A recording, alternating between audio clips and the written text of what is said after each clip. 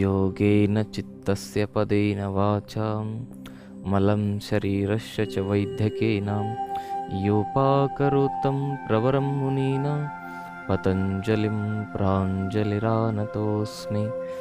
ಓಂ ಶಾಂತಿ ಶಾಂತಿ ಶಾಂತಿ. ನಾನು ನಿಮ್ಮ ಯೋಗ ಗುರು ವೈದ್ಯ ಶ್ರೀ ಚನ್ನಬಸವಣ್ಣ, ಶ್ರೀ ಗಂಗಾ ಯೋಗ ನಿಸರ್ಗ ಚಿಕಿತ್ಸಾ ಹಾಗೂ ಆಯುರ್ವೇದ ಸಂಶೋಧನಾ ಕೇಂದ್ರ, ಟಾಟಾ ನಗರ ಸರ್ಕಲ್, ಬೆಂಗಳೂರು. ಆದಮೇಲೆ ಈ ದಿನ ವಿಶೇಷವಾಗಿ ಹೊಟ್ಟೆಯ ಫ್ಯಾಟನ್ನು ಕರಗಿಸ್ಲಿಕ್ಕಾಗಿ ಯಾವೆಲ್ಲ ಯೋಗಾಸನಗಳನ್ನು ಮಾಡಬೇಕು ಅಂತಕ್ಕಂಥದ್ರ ಬಗ್ಗೆ ಮಾಹಿತಿಯನ್ನು ಕೊಡ್ತಾ ಇದ್ದೇನೆ. ಈಗಿನ ಯುವಕರಲ್ಲಿ ಹೆಚ್ಚು ಹೊಟ್ಟೆ ಬರ್ತಾ ಇರ್ತಕ್ಕಂಥದ್ದು, ತುಂಬ ಹೊಟ್ಟೆ ಬರ್ತಾ ಇದೆ. ಯುವಕರಾಗಿರ್ಬೋದು, ಯುವತಿಯರಾಗಿರ್ಬೋದು, ಚಿಕ್ಕ ಚಿಕ್ಕ ಮಕ್ಕಳಾಗಿರ್ಬೋದು, ಎಲ್ಲರಿಗೂ ಹೊಟ್ಟೆ ಬರ್ತಾ ಇದೆ. ಆದರೆ ಹೊಟ್ಟೆ ಬರೋದ್ರಿಂದ ದುಷ್ಪರಿಣಾಮಗಳು ಏನಾಗ್ತವೆ ಅಂತಕ್ಕಂಥದ್ರ ಬಗ್ಗೆ ನಮಗೆ ಅರಿವಿಲ್ಲ. ಯಾರಿಗೆ ಹೊಟ್ಟೆ ಬರ್ತದೆ ಅವ್ರಿಗೆ ಸಕ್ಕರೆ ಕಾಯಿಲೆ ಬೇಗ ಬರ್ತದೆ. ಯಾರಿಗೆ ಹೊಟ್ಟೆ ಮುಂದೆ ಬಂದಿದೆ ಅವರಿಗೆ ಹೃದಯ ಸಮಸ್ಯೆ ಬೇಗ ಬರ್ತದೆ. ಯಾರಿಗೆ ಹೊಟ್ಟೆ ಬಂದಿದೆ ಅವರಿಗೆ ನರಗಳ ದೌರ್ಬಲ್ಯತೆ ಜಾಸ್ತಿ ಬರ್ತದೆ, ನಪುಂಸಕತ್ವ ಬರ್ತದೆ, ಅದರ ಜೊತೆಗೆ ಬಂಜಿತನ ಉಂಟಾಗ್ಬೋದು. ಈ ಥರದ ಎಲ್ಲ ಸಮಸ್ಯೆಗಳು ಬರ್ತಕ್ಕಂಥದ್ದು ಹೊಟ್ಟೆಯಲ್ಲಿ ಜಾಸ್ತಿ ಕೊಬ್ಬು ಶೇಖರಣೆ ಆದಾಗ. ಬೇರೆ ಯಾವುದೇ ಭಾಗದಲ್ಲೂ ಕೂಡ ಬೇಗ ನಮಗೆ ಫ್ಯಾಟ್ನೆಸ್ ಬರಲ್ಲ, ಆದರೆ ಹೊಟ್ಟೆ ಭಾಗದಲ್ಲಿ ಮಾತ್ರ ಬೇಗ ಫ್ಯಾಟ್ ಬಂದುಬಿಡ್ತದೆ. ಅಂದರೆ ಹೊಟ್ಟೆ ಬೇಗ ಮುಂದೆ ಊದ್ಕೊಳ್ತದೆ. ಕೈಕಾಲು ಚಿಕ್ಕದಾಗಿ ಇರ್ತದೆ, ಸಣ್ಣದಾಗೇ ಇರ್ತದೆ, ಆದರೆ ಹೊಟ್ಟೆ ಮಾತ್ರ ದಪ್ಪ ಬೆಳೀತಾ ಹೋಗುತ್ತೆ. ಅದಕ್ಕೆ ಮೂಲ ಕಾರಣ ಅಂತೇಳಿದರೆ ನಾವು ತಿಂತಾ ಇರತಕ್ಕಂಥ ಆಹಾರ, ಅಂದರೆ ಮೈದಾ ಹೆಚ್ಚಿಗೆ ತಿಂತಾ ಇದ್ದೀವಿ. ಮೈದಾ ತಿನ್ನೋದ್ರಿಂದ ಹೊಟ್ಟೆ ಜಾಸ್ತಿ ಬರ್ತದೆ, ಫ್ಯಾಟ್ ಜಾಸ್ತಿ ಆಗುತ್ತೆ. ಅದ್ರ ಜೊತೆಗೆ ನಾವು ರಿಫೈನ್ಡ್ ಆಯಿಲ್ ತಿಂತಾ ಇದ್ದೀವಿ. ರಿಫೈನ್ಡ್ ಆಯಿಲಲ್ಲಿ ಬ್ಯಾಡ್ ಕೊಲೆಸ್ಟ್ರಾಲ್ ಇರ್ತದೆ, ಅಂದರೆ LDL ಅಂತ ಇರ್ತದೆ, ಲೋ ಡೆನ್ಸಿಟಿ ಲಿಪೋಪ್ರೋಟೀನ್. ಅದಕ್ಕೆ ರಿಫೈನ್ಡ್ ಆಯಿಲ್ ತಿನ್ನೋದ್ರಿಂದನೂ ಕೂಡ ನಮಗೆ ಹೊಟ್ಟೆಯಲ್ಲಿ ಕೊಬ್ಬು ಜಾಸ್ತಿ ಆಗ್ತಾ ಹೋಗುತ್ತೆ. ನಾವೇನಾದರೂ ಎಣ್ಣೆ ತಿನ್ನಬೇಕಂತೇಳಿದ್ರೆ ರಿಫೈನ್ಡ್ ಆಗದೆ ಇರತಕ್ಕಂಥ ಎಣ್ಣೆನ ತಿನ್ನಬೇಕು. ಈಗ ನೋಡಿ, ಕಡಲೆಕಾಯಿ ಎಣ್ಣೆನ ನಿಮಗೆ 100 ರೂಪಾಯಿ ಕೊಟ್ಬಿಡ್ತಾರೆ, ಆದರೆ ಕಡಲೆಕಾಯಿ ಎಣ್ಣೆ ತೆಗಿಲಿಕ್ಕೆ 200 ರೂಪಾಯಿ ಖರ್ಚಾಗುತ್ತೆ. 200 ರೂಪಾಯಿಗೆ 250 ರೂಪಾಯಿ ಖರ್ಚಾಗೋದು, ನಿಮಗೆ 100 ರೂಪಾಯಿಗೆ ಹೆಂಗೆ ಕೊಡ್ಲಿಕ್ಕೆ ಸಾಧ್ಯ ಆಗುತ್ತೆ? ಅಂದರೆ ಪೆಟ್ರೋಲಿಯಂ ಪದಾರ್ಥದಲ್ಲಿ ವೇಸ್ಟ್ ಆಗಿರ್ತಕ್ಕಂಥದ್ದನ್ನು ನಿಮ್ಗೆ ಎಣ್ಣೆ ಅಂತ ಮಾರ್ತಾ ಇದ್ದಾರೆ. ಹಾಗಾಗಿ ಎಣ್ಣೆಯನ್ನು ನೀವು ಗಾಣದಲ್ಲಿ ರಿಯಲ್ ಆಗಿರ್ತಕ್ಕಂಥ ಎಣ್ಣೆಯನ್ನು ತೆಗೆದುಕೊಂಡು ಬಂದು ಸೇವನೆ ಮಾಡೋದ್ರಿಂದ ನಿಮ್ಮ ಹೊಟ್ಟೆ ಫ್ಯಾಟು ಕಡಿಮೆ ಆಗುತ್ತೆ. ಅದ್ರ ಜೊತೆಗೆ ನಾವೇನು ತಿಂತಾ ಇದ್ದೇವೆ, ಬಹಳ ಮುಖ್ಯವಾಗಿ ಅಂದರೆ ಬೇಕ್ರಿ ಪ್ರಾಡಕ್ಟ್ ಅಂತ ತಿಂತಾ ಇದ್ದೇವೆ. ಅದರಲ್ಲಿ ಜಾಸ್ತಿ ದಾಲ್ಡಾ ಇರ್ತದೆ. ಈಗ ಯಾವುದೇ ಪಪ್ಸ್ ಆಗಿರ್ಬೋದು, ಬ್ರೆಡ್ ಆಗಿರ್ಬೋದು, ಆದಷ್ಟು ಚೆನ್ನಾಗಿ ಊದ್ಕೊಳ್ಳಿಕ್ಕೆ ಅಂಥೇಳಿ ಅದಕ್ಕೆ ದಾಲ್ಡಾ ಹಾಕಲೇಬೇಕಾಗತ್ತೆ. ಆ ಒಂದು ದಾಲ್ಡಾ ಏನಾದರೂ ನಾವು ತಿಂದರೆ ನಮ್ಮ ಶರೀರದಲ್ಲಿ ಲೋ ಡೆನ್ಸಿಟಿ ಲಿಪೋಪ್ರೋಟೀನ್ ಜೊತೆಗೆ ಕೊಬ್ಬಿನ ಜೊತೆಗೆ ಇಡೀ ಶರೀರದೆಲ್ಲ ವ್ಯವಸ್ಥೆಯನ್ನು ಕೂಡ ನಾವು ಹಾಳು ಮಾಡ್ಕೊಳ್ತೇವೆ. ಹಾಗಾಗಿ ಬೇಕ್ರಿ ಪ್ರಾಡಕ್ಟನ್ನು ಕೂಡ ನಾವು ಸಂಪೂರ್ಣವಾಗಿ ನಿಲ್ಲಿಸಿದರೆ ಮಾತ್ರ ನಮ್ಮ ಹೊಟ್ಟೆ ಫ್ಯಾಟು ಕಡಿಮೆ ಆಗಲಿಕ್ಕೆ ಸಾಧ್ಯ. ಅದ್ರ ಜೊತೆಗೆ ನಾವು ಕೋಲ್ಡ್ ವಾಟರ್ನ ಕುಡಿತಾ ಇರ್ತೇವೆ. ಕೋಲ್ಡ್ ವಾಟರ್ ಕುಡಿಯೋದ್ರಿಂದನೂ ಕೂಡ ನಮಗೆ ಬೊಜ್ಜು ಜಾಸ್ತಿ ಆಗುತ್ತೆ, ಹೊಟ್ಟೆಲಿ ಫ್ಯಾಟ್ ಜಾಸ್ತಿ ಆಗುತ್ತೆ. ಹೊಟ್ಟೆ ಕರಗಿಸ್ಬೇಕಂದ್ರೆ ಬೆಳಗ್ಗೆ ಎದ್ದ ತಕ್ಷಣ ಸ್ವಲ್ಪ ಬಿಸಿನೀರು ಕುಡಿಬೇಕು. ಅದ್ರ ಜೊತೆಗೆ ಇಡೀ ದಿವಸನೂ ಕೂಡ ನಾವು ಉಗುರು ಬೆಚ್ಚ ನೀರು, ಸಾಧ್ಯ ಆದರೆ ನಿಮ್ಗೆ ಎಷ್ಟು ಬಿಸಿ ಆಗುತ್ತೋ ಅಷ್ಟು ಬಿಸಿ ನೀರನ್ನ ಕುಡಿತಾ ಬರಬೇಕು. ಅದ್ರ ಜೊತೆಗೆ ಊಟ ಮಾಡಿದ ತಕ್ಷಣ ನೀರು ಕುಡಿಯೋದ್ರಿಂದನೂ ಕೂಡ ಹೊಟ್ಟೆ ಬರುತ್ತೆ, ಯಾಕಂದರೆ ಗ್ಯಾಸ್ಟ್ರಿಕ್ ಆಗಿರ್ತದೆ. ಊಟ ಮಾಡಿದ ತಕ್ಷಣ ನೀರು ಕುಡಿದು ವಿಷ ಕುಡಿದಿರೋ ಸಮ ಅಂತ ಹೇಳ್ತಾರೆ. ಹಾಗಾಗಿ ಊಟ ಮಾಡಿದ ತಕ್ಷಣ ನೀರು ಕುಡಿದೇನೆ ನಾವು 1 ಗಂಟೆ ಆದಮೇಲೆ ನೀರು ಕುಡಿತಕ್ಕಂಥದ್ದು ಬಹಳ ಮುಖ್ಯ. ಅದ್ರ ಜೊತೆಗೆ ನಮಗೆ ಹೊಟ್ಟೆಯಲ್ಲಿ ಫ್ಯಾಟ್ ಬರಲಿಕ್ಕೆ ಮುಖ್ಯವಾಗಿರ್ತಕ್ಕಂಥ ಕಾರಣ ಏನು ಅಂತೇಳಿದ್ರೆ ನಾವು ಪ್ಯಾಕಿಂಗ್ ಫುಡ್ಡನ್ನು ಜಾಸ್ತಿ ತಿಂತಕ್ಕಂಥದ್ದು. ಅದ್ರ ಜೊತೆಗೆ ನಾವು ವ್ಯಾಯಾಮ ಮಾಡದೇ ಇರತಕ್ಕಂಥದ್ದು. ವ್ಯಾಯಾಮ ಮಾಡಿದ್ರೆ ನಿಮ್ಮ ಹೊಟ್ಟೆಲಿರ್ತಕ್ಕಂಥ ಫ್ಯಾಟ್ ಸಂಪೂರ್ಣ ಕರಗುತ್ತೆ.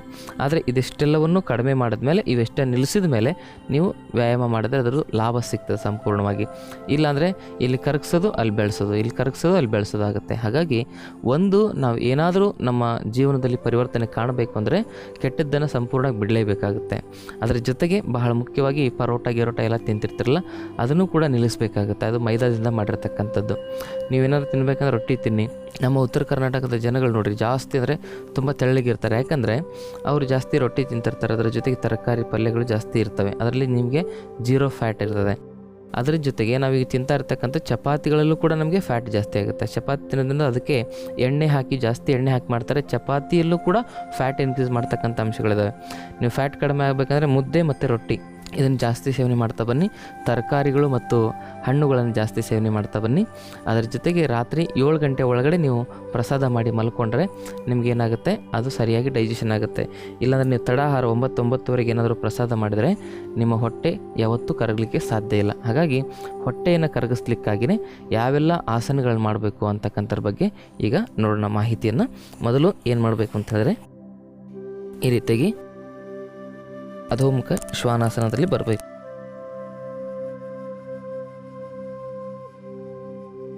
ದಂಡಾಸನ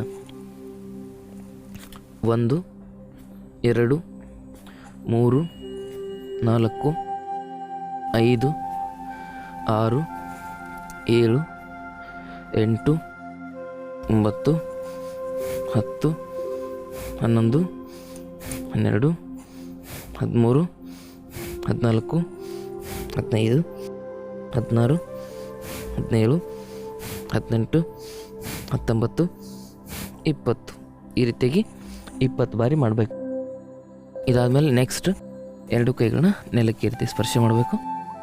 ಮೇಲೆ ನಿಂತ್ಕೋಬೇಕು. 1 2 3 4 5 6 7 8 9 10 11 12 13 14 15 16 17 18 19 20. ಇದಾದಮೇಲೆ ಮೌಂಟೇನ್ ಶೇಪಿಗೆ ಬರಬೇಕು. ದೀರ್ಘವಾಗಿ ಶ್ವಾಸ ಪ್ರಶ್ವಾಸ ಮಾಡಬೇಕು. ರಿಲ್ಯಾಕ್ಸ್ ಮಾಡಿದ್ಮೇಲೆ ಮತ್ತೆ ದಂಡಾಸನ ಸ್ಥಿತಿಗೆ ಬನ್ನಿ. ವಕ್ರದಂಡ 1 2 3 4 5 6 ಉಸಿರು ತೆಗೆದುಕೊಳ್ಬೇಕು, ಉಸಿರು ಬಿಡಬೇಕು. 7 ಉಸಿರು ತೆಗೆದುಕೊಳ್ಬೇಕು, ಉಸಿರು ಬಿಡಬೇಕು. 8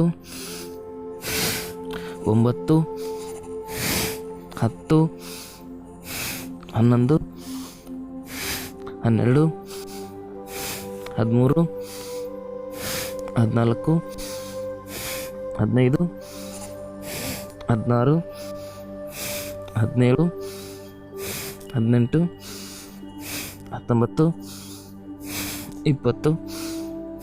ಇದಾದಮೇಲೆ ಮತ್ತೆ ಮೌಂಟೇನ್ ಸ್ಥಿತಿಗೆ ಬನ್ನಿ. ಮೊಣಕೈ ನೆಲಕ್ಕೆ ಸ್ಪರ್ಶ ಆಗಿರಲಿ.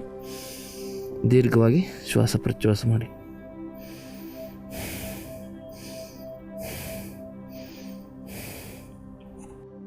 ನಿಧಾನವಾಗಿ ಮತ್ತೆ ದಂಡಾಸನದ ಮೊದಲನೇ ವೇರಿಯೇಷನ್ಗೆ ಬನ್ನಿ. ನಿಧಾನವಾಗಿ ಶಶಾಂಕಾಸನ ಮಾಡಿ ದೀರ್ಘ ಶ್ವಾಸ ಪ್ರಶ್ವಾಸ ಮಾಡಬೇಕು. ನಿಧಾನ ಮತ್ತೆ ಭುಜಂಗಾಸನ. ದೀರ್ಘವಾಗಿ ಉಸಿರಾಟ ಮಾಡಿ. ಈ ಭುಜಂಗಾಸನವನ್ನು ಕೂಡ 20 ಸರಿ ಅಭ್ಯಾಸ ಮಾಡಬೇಕು. ಉಸಿರು ಬಿಡಬೇಕು, ಉಸಿರು ತೆಗೆದುಕೊಳ್ಬೇಕು. 1 ಉಸಿರು ಬಿಡಬೇಕು, ಉಸಿರು ತೆಗೆದುಕೊಳ್ಳಿ. 2 3 4 ನಾಭಿಯನ್ನು ಗಮನಿಸ್ತಾ ಮಾಡಿ. 5 6 7 8 9 10 11 12 13 14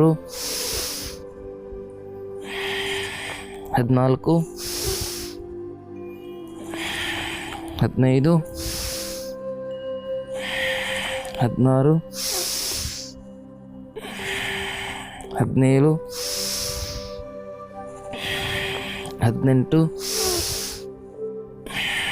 17 18 19 20. ಇದಾದಮೇಲೆ ಅರ್ಧ ಭುಜಂಗಾಸನ. 1 2 3 4 5 6 7 8. ಕೈ ಮೇಲೆ ಭಾರ ಹಾಕಬಾರ್ದು, ಬರೀ ಇದೇ ಮಾತ್ರ ಮೇಲೆ ಎತ್ತಬೇಕು. 7 8 9 10 11 12 13 14 15 16 17 18 19 20. ಯಾವುದೇ ಕಾರಣಕ್ಕೂ ಎಲ್ಬೋಸ್ನ ಲಿಫ್ಟ್ ಮಾಡಬಾರ್ದು. ವಾಪಸ್ ಅರ್ಧ ಭುಜಂಗಾಸನ ಆದಮೇಲೆ ಶಲ್ಭಾಸನ. 1 2 3 ಉಸಿರು ತೆಗೆದುಕೊಳ್ತಾ ಕಾಲ ಮೇಲೆ, ಉಸಿರು ಬಿಡ್ತಾ ಕಾಲು ಕೆಳಗೆ. 4 5 6 7 8 9 10 11 12 13 14 15 16 17 18 19 20. ರಿಲ್ಯಾಕ್ಸ್. ದೀರ್ಘ ಶ್ವಾಸ ಪ್ರಶ್ವಾಸ ಮಾಡಿ, ನಿಧಾನವಾಗಿ ಉಸಿರಾಟ ಮಾಡಿ, ಮತ್ತೆ ನಿಧಾನವಾಗಿ ಭುಜಂಗಾಸನಕ್ಕೆ ಬನ್ನಿ, ಅಧೋಮುಖ ಶ್ವಾನಾಸನಕ್ಕೆ ಬನ್ನಿ.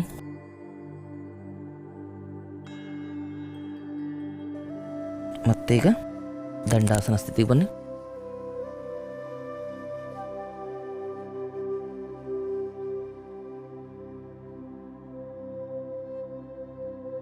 ರೆಡಿ? ದಂಡಾಸನ ಚಲನೆ. 1 ವಾಪಸ್, 2 ವಾಪಸ್, 3 ವಾಪಸ್, 4 ವಾಪಸ್, 5 ವಾಪಸ್, 6 ವಾಪಸ್, 7 ವಾಪಸ್, 8 ವಾಪಸ್, 9 ವಾಪಸ್, 10 ವಾಪಸ್, 11 ವಾಪಸ್, 12 ವಾಪಸ್, 13 ವಾಪಸ್, 14 ವಾಪಸ್, 15 ವಾಪಸ್, 16 ವಾಪಸ್, 17 ವಾಪಸ್, 18 ವಾಪಸ್, 19 ವಾಪಸ್, 20. ಹೋಲ್ಡ್ ಮಾಡಿ. 1 2 3 4 5. ಈ ಥರ ಮಾಡೋದ್ರಿಂದ ಸೈಡಲ್ಲಿರ್ತಕ್ಕಂಥ ಫ್ಯಾಟ್ ಸಂಪೂರ್ಣ ಕರಗುತ್ತೆ. 1 2 3 4 5. ವಾಪಸ್ ದೀರ್ಘವಾಗಿ ಶ್ವಾಸ ಪ್ರಶ್ವಾಸ ಮಾಡಿ. ಸ್ಲೋಲಿ, ನಿಧಾನವಾಗಿ ನಿಮ್ಮ 2 ಕಾಲುಗಳನ್ನು ಈ ರೀತಿ ಜೋಡಿಸ್ಕೊಳ್ಳಿ. ಕೈಗಳನ್ನು ನೆಲಕ್ಕೆ ಸ್ಪರ್ಶ ಮಾಡಿ. ಕಟಿಮರ್ದನಾಸನ. ನಿಧಾನವಾಗಿ 1 2 3 4 5 6 7 8 9 10 11 12 13 14 15 16 17 18 19 20. Opposite side. ಎತ್ತಿ ಕೈಗಳ ನೆಲಕ್ಕೆ ಸ್ಪರ್ಶ ಮಾಡಬೇಕು. ಬಾಡಿ ಸ್ಟ್ರೈಟ್ ಆಗಿರಲಿ. 1 2 3 4 5 7 8 9 10 11 12 13 14 15 16 17 18 19 20 ಈ ರೀತಿ ಮಾಡೋದ್ರಿಂದ ಸೈಡಲ್ಲಿರ್ತಕ್ಕಂಥ ಎಲ್ಲ ಫ್ಯಾಟು ಕೂಡ ಸಂಪೂರ್ಣ ಕರಗುತ್ತೆ. ಅದರ ಜೊತೆಗೆ ಹೊಟ್ಟೆನೂ ಕೂಡ ಸಣ್ಣ ಆಗುತ್ತೆ. ಇದಾದಮೇಲೆ ನೆಕ್ಸ್ಟ್ ನಿಧಾನವಾಗಿ ಮತ್ತೆ ದಂಡಾಸನ ಸ್ಥಿತಿಗೆ ಬನ್ನಿ. 1 2 1 2 ಇದೆರಡು ಕಾಲು ಬಂದಾಗ ಅದು 1 ಕೌಂಟ್ ಆಗುತ್ತೆ. ಎರಡೂ ಸೇರಿದಾಗ 1 ಕೌಂಟ್. ಅದೇ ರೀತಿ 20 ಟೈಮ್ಸ್ ಮಾಡಬೇಕು. ಬಾಡಿ ಫುಲ್ ಸ್ಟ್ರೈಟ್ ಆಗಿರ್ಬೇಕು. 2 3 4 5 6 7 8 9 10 11 12 13 14 15 16 17 18 19 20 ಇದೇ ರೀತಿ ನೀವು ಏನು ಮಾಡಬೇಕು, ರಿಲ್ಯಾಕ್ಸ್ ಮಾಡಬೇಕು.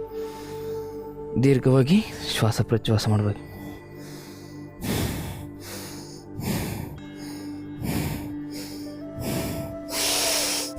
ಮಧ್ಯದಲ್ಲಿ ಒಂದು 5 ಸೆಕೆಂಡ್ ಗ್ಯಾಪ್ ತೊಗೊಂಡ್ಮೇಲೆ ಮತ್ತೆ ಮೌಂಟೇನ್.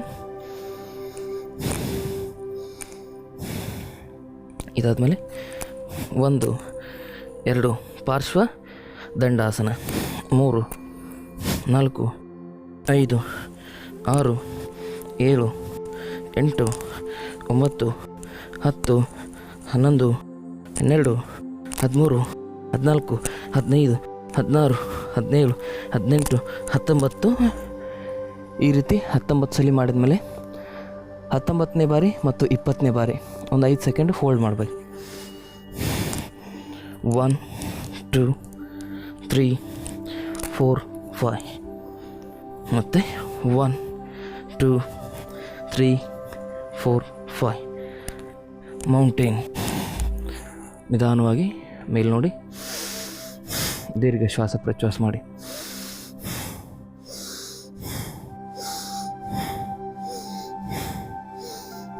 ನಿಧಾನ ಮತ್ತೆ ಮೌಂಟೇನ್ ಅಧೋಮುಖ ಶ್ವಾನಾಸನ ಸ್ಥಿತಿ ಬನ್ನಿ. ಹಾಗೆ ದಂಡಾಸನ ಚಲನೆ.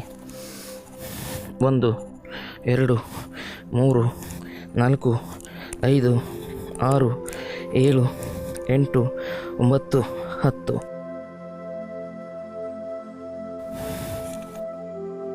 11 12 13 14 15 16 17 18 19 20 ಮೌಂಟೇನ್.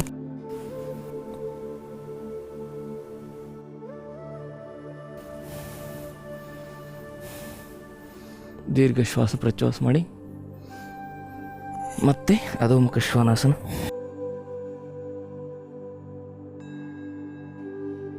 ನಿಧಾನವಾಗಿ ಮತ್ತೆ ದಂಡಾಸನ ಸ್ಥಿತಿಗೆ ಬನ್ನಿ. 1 2 3 4 5 ಉಸಿರು ತೆಗೆದುಕೊಳ್ತಾ ಕೈ ಮೇಲೆ, ಉಸಿರು ಬಿಡ್ತಾ ಕೈ ಕೆಳಗೆ. 6 7 8 9 10 11 12 13 14 15 16 17 18 19 ಹೋಲ್ಡ್ ಆನ್. 1 2 3 4 5 20 hold on. 1 2 3 4 5 ಭುಜಂಗಾಸನ, ಶಶಾಂಕಾಸನ. ಮತ್ತೆ ಭುಜಂಗಾಸನ,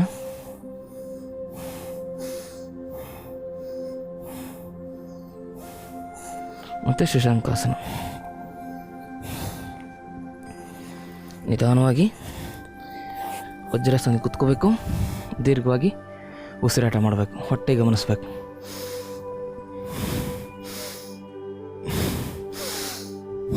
ಈ ರೀತಿ ದೀರ್ಘ ಶ್ವಾಸ ತೆಗೆದುಕೋಬೇಕು. ಗಮನ ಪೂರ್ತಿ ನಾಭಿ ಮೇಲಿರಬೇಕು.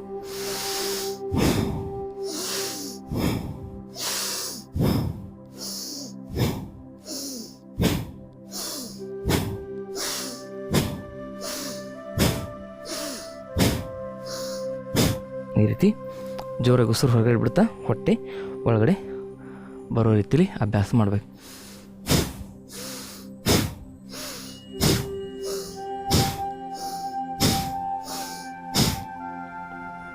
ಇದೇ ರೀತಿ ಒಂದು 50 ಬಾರಿ ಮಾಡಬೇಕು.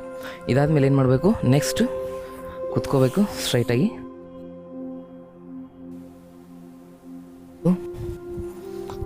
2 3 4 5 6 8 9 10 11 12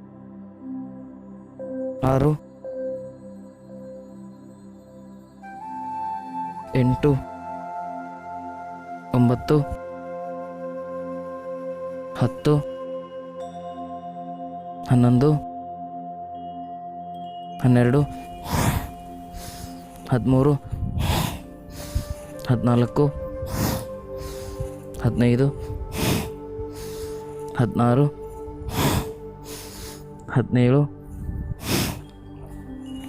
18 19 ಹೋಲ್ಡ್.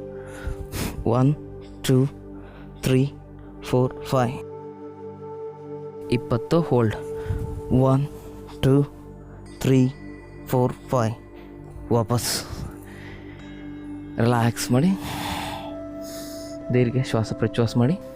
Relax relax relax. ಈಗ ನಿಧಾನವಾಗಿ 2 ಕೈಗಳನ್ನು ಹಿಂದೆ ಸಮಾನವಾಗಿ ಇಟ್ಕೊಳ್ಳಿ. 2 ಕಾಲನ್ನ ಈ ರೀತಿ ಮಡಚ್ಕೊಳ್ಳಿ. 1 2 3 4 5 6 7 8 9 10 11 12 13 14 15 16 17 18 19 20. ರಿಲ್ಯಾಕ್ಸ್. ಇದಕ್ಕೆ ಉದರಮರ್ದನ ಕ್ರಿಯೆ ಅಂತ ಕರೀತಾರೆ. ಇದಾದಮೇಲೆ ನೆಕ್ಸ್ಟ್ ಉದರಮರ್ದನ ಕ್ರಿಯೆಯ ಮತ್ತೊಂದು variation. 1 2 3 4 5 6 7 8 9 10 11 12 13 14 15 16 17 18 19 hold 5 count. 1 2 3 4 5 20 hold 5 counts. 1 2 3 4 5 relax. ಇದಾದಮೇಲೆ ನಿಧಾನವಾಗಿ ನಿಮ್ಮೆರಡು ಕಾಲುಗಳನ್ನ 90 ಡಿಗ್ರಿ ಮೇಲೆತ್ತಿ. 60 90 60 90 60 90 60 90 60 90 60 90 60 90 60 90 60 90 60 90 60 90 60 30 60 90 60 30 60 90 ಈ ರೀತಿ ಒಂದು 20 ಬಾರಿ ಅಭ್ಯಾಸ ಮಾಡಬೇಕು. ಇದಾದಮೇಲೆ next Pavana ಮುಕ್ತಾಸನ. 1 2 3 4 5 6 7 8 9 10 11 12 13 14 15 16 17 18 19, 20. Relax. Concentrate on naval centre. ಈಗ ಉದರ ಮರ್ದನಾಸನದ ಮತ್ತೊಂದು ವೇರಿಯೇಷನ್. 1, 2, 3, 4, 5, 6, 7, 8, 9, 10, 11, 12, 13, 14, 15, 16, 17, 18, 19, 20. ವಿಶ್ರಾಂತಿ. ಹೊಟ್ಟೆ ಗಮನಿಸ್ತಾ ಹೋಗಿ. ಕೊನೆಯದಾಗಿ ನೀವೇನು ಮಾಡಬೇಕಂದ್ರೆ ಮಕರಾಸನವನ್ನು ಅಭ್ಯಾಸ ಮಾಡಬೇಕು. 2 ಕಾಲನ್ನು ಸಂಪೂರ್ಣ ಅಗಲ ಮಾಡ್ಕೊಳ್ಳಿ.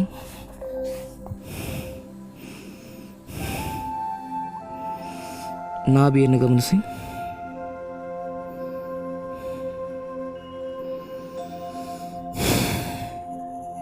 ಈ ರೀತಿಯಾಗಿ ಒಂದು 5 ನಿಮಿಷ ರಿಲ್ಯಾಕ್ಸ್ ಮಾಡಬೇಕು. ರಿಲ್ಯಾಕ್ಸೇಷನ್ ಆದಮೇಲೆ 2 ಪಾದಗಳನ್ನ ಈ ರೀತಿ ಜೋಡಿಸ್ಕೋಬೇಕು. ನೇರ ಕೂತ್ಕೋಬೇಕು. ದೀರ್ಘ ಶ್ವಾಸ ಪ್ರಶ್ವಾಸ ಮಾಡಬೇಕು.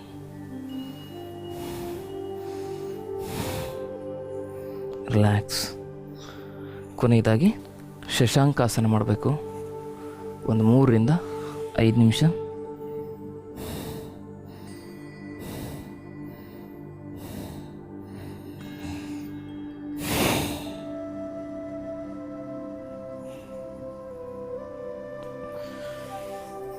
ಶಶಾಂಕಾಸನ ಮುಗಿದ್ಮೇಲೆ ಇದಿಷ್ಟೆಲ್ಲಗಳನ್ನು ನೀವು ಕಣ್ಣು ಮುಚ್ಕೊಂಡೇ ಮಾಡ್ತಕ್ಕಂಥದ್ದು. ಕಣ್ಣು ತೆಗೆದು ಫಸ್ಟು ಪ್ರಾರಂಭದಲ್ಲಿ ನೀವು ಕಲಿತಕ್ಕಂಥ ಸಂದರ್ಭದಲ್ಲಿ ಕಣ್ಣು ತೆಗಿಬೇಕು. ನಿಮಗಿದು ಪರ್ಫೆಕ್ಟ್ ಆದಮೇಲೆ, ನಿಮಗಿದೆಲ್ಲ ಗೊತ್ತಾದಮೇಲೆ ನೀವು ಕಣ್ಣು ಮುಚ್ಕೊಂಡು ಮಾಡಿದ್ರೆ ನಿಮಗೆ ಹೆಚ್ಚು ಕಾನ್ಸಂಟ್ರೇಷನ್ ಬರ್ತದೆ. ಕಣ್ಣು ಮುಚ್ಕೊಂಡು ಮಾಡೋದ್ರಿಂದ ನಿಮ್ಮ ಇನ್ಸೈಟ್ ಅಂತಕ್ಕಂಥದ್ದು ಆ್ಯಕ್ಟಿವೇಟ್ ಆಗುತ್ತೆ. ನಮಗೆ ಔಟ್ಸೈಟ್ ಮಾತ್ರ ಗೊತ್ತಾಗ್ತಾ ಇದೆ, ಇನ್ಸೈಟ್ ಗೊತ್ತಾಗ್ತಾ ಇಲ್ಲ. ಅದಕ್ಕೆ ಅಂತರ್ದೃಷ್ಟಿ ಅಂತ ಕರೀತಾರೆ. ಆ ಅಂತರ್ದೃಷ್ಟಿ ಇಲ್ಲದೆ ಇರೋದ್ರಿಂದನೇ ನಮ್ಮ ಒಳಗಿರ್ತಕ್ಕಂಥದ್ದೆಲ್ಲ ಹೆಚ್ಚಾಗ್ತಾ ಇರ್ತಕ್ಕಂಥದ್ದು, ಬೇಡದೇ ಇರ್ತಕ್ಕಂಥದ್ದೆಲ್ಲ ಹೊರಗಡೆ ಬರ್ತಾ ಇರ್ತಕ್ಕಂಥದ್ದು. ಹಾಗಾಗಿ ನಾವು ಅಂತರ್ದೃಷ್ಟಿಯಿಂದ ನಾವು ಅಂತರ್ದೇಹವನ್ನು ನೋಡ್ತಕ್ಕಂಥ ಪ್ರಯತ್ನವನ್ನು ಮಾಡಬೇಕು. ಆ ಒಂದು ದೃಷ್ಟಿಕೋನದಲ್ಲಿ ನಾವು ಈ ರೀತಿ ಯೋಗ ಅಭ್ಯಾಸ ಮಾಡ್ತಾ ಹೋಗಬೇಕು. ಈ ರೀತಿ ಮಾಡಿದ್ರೆ ಕೇವಲ 2 ತಿಂಗಳಿಗೆ ನಿಮಗೆ ಎಷ್ಟೇ ದಪ್ಪ ಹೊಟ್ಟೆ ಇದ್ದರೂ ಕೂಡ ಈ ರೀತಿ ಸಪೂರ ಆಗ್ತದೆ. ಜಾಸ್ತಿ ತೆಳ್ಳಗೂ ಆಗಬಾರ್ದು, ಹೊಟ್ಟೆ ಜಾಸ್ತಿ ದಪ್ಪನೂ ಆಗಬಾರ್ದು. ಈ 6 ಪ್ಯಾಕ್ ಮಾಡ್ತಾರೆ ನೋಡಿ, ಅದು ಕೂಡ ಡೇಂಜರಸ್ಸು. ಈ ರೀತಿ ಮಾಡ್ತಾ ಹೋಗಬೇಕು. ಇದೆಲ್ಲ ಆದಮೇಲೆ ನೀವೇನು ಮಾಡಬೇಕಂದ್ರೆ ಒಂದು 5 ನಿಮಿಷ ನೀವೇನು ಮಾಡಬೇಕು, ಅಪಾನವಾಯು ಮುದ್ರೆಯಲ್ಲಿ ಸ್ಪೀಡಾಗಿ ಕಪಾಲಭಾತಿ ಮಾಡಬೇಕು.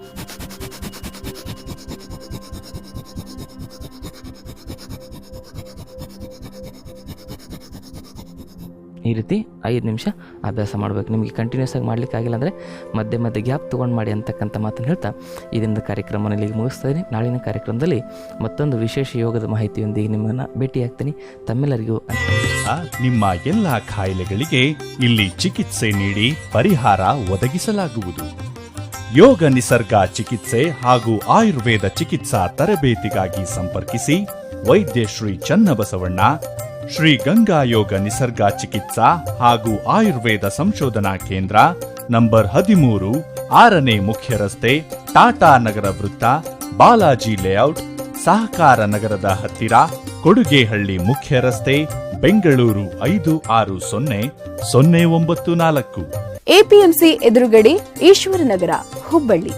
ದೂರವಾಣಿ ಸಂಖ್ಯೆ 998 027 7973 ಅಥವಾ 733 761 8850.